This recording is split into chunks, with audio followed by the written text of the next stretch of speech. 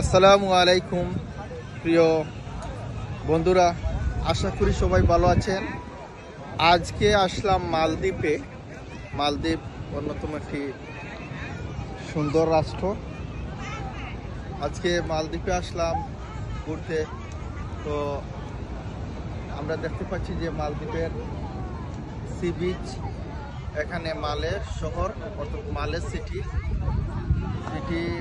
মালদ্বীপ সমস্ত দেশটাই দ্বীপে ভরপুর, গুচ্ছ গুচ্ছ দ্বীপগুচ্ছ নিয়ে গড়ে তোলা হয়েছে একটি রাষ্ট্র সাগরের মধ্যে। অর্থাৎ বিভিন্ন জায়গায় ছোট ছোট দ্বীপ আছে, এই সবগুলো দ্বীপ নিয়ে একটি রাষ্ট্র গড়ে তোলা হয়েছে। এটি একটি মুসলিম রাষ্ট্র, অধিকাংশ নাগরিক হচ্ছেন মুসলিম।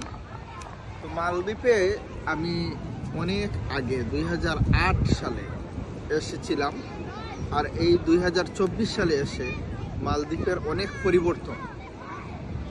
মালদ্বীপ এবং বাংলাদেশের মধ্যে যে তফাৎ বা পার্থক্য দেখতে পাচ্ছি, সাধারণত মন ভেঙে যায় যে আমরা কোথায়, আর একটি ছোট্ট দ্বীপ রাষ্ট্র তারা আজকে কোথায় পৌঁছে গেছে। আমাদের দেশের টাকার মান এবং তাদের টাকার মান, আমরা এখানে যা দেখলাম যে আমাদের দেশে মালদ্বীপের 1 টাকাতে আমাদের বাংলাদেশের 7 টাকা হয়ে যায়, 7 টাকা হয়ে যায়।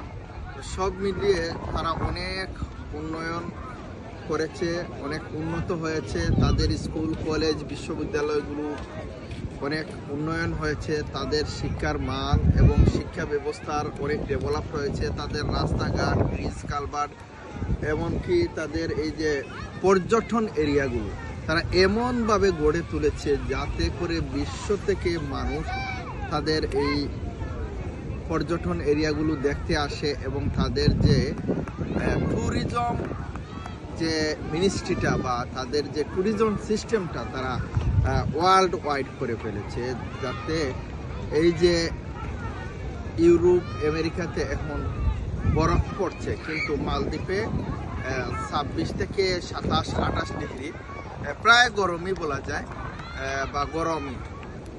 এই ইউরোপ, আমেরিকার অধিকাংশ টুরিস্টদের আকাঙ্ক্ষা কিন্তু এই মালদ্বীপে আসার, কারণ তারা এখানে আসলে এই শীত থেকে রেহাই পায়, মন খুলে ঘুরতে পারে। আমরা দেখতে পাচ্ছি যে সি বিচের বেশিরভাগই ইউরোপিয়ান এবং আমেরিকান, সাধারণত তাদের গঠন আকৃতি দেখলেই বোঝা যায় যে তারা কোন দেশের। তাছাড়া আমরা যখন আসি তখন প্লেনে বা এয়ারপোর্টে আমরা দেখতে পেয়েছিলাম যে প্রচুর পরিমাণে ইংলিশ, আমেরিকান এবং অন্যান্য কান্ট্রির, ইউরোপিয়ান, আমেরিকান, রাশিয়ান, এই অঞ্চলের প্রচুর লোকেরা আসছিল। কিন্তু আমাদের দেশে সচরাচর এই প্রতিচ্ছবিটা দেখতে পাই না আমরা, কারণ আমরা অনেকটা ট্যুরিজম বা এই বিষয়ে অনেকটা পিছিয়ে আছি। তারা কিন্তু এই বিষয়ে অনেকটা এগিয়ে গেছে। তাদের প্রধান উৎসটাই হচ্ছে এখন এই ট্যুরিজম থেকে, বা তারা টুরিস্ট থেকে বেশিরভাগ আয় করে থাকে। বিশ্বের বিভিন্ন দেশের মানুষ এই জায়গাতে আসে, মালদ্বীপে আসে, এবং তারা এই আসা যাওয়া করাতে মালদ্বীপের অর্থনৈতিক উন্নয়ন ঘটছে। এমনকি তাদের রাস্তাঘাট বা তাদের যে এই মালের শহর সহ অন্যান্য দ্বীপে যদি যাওয়া হয়, তাহলে আপনারা যদি আসেন তাহলে দেখতে পারবেন যে তারা যে কতটুকু উন্নত করেছে তাদেরকে, একটি ছোট্ট দ্বীপ রাষ্ট্র। কিন্তু আমরা এত জনবহুল,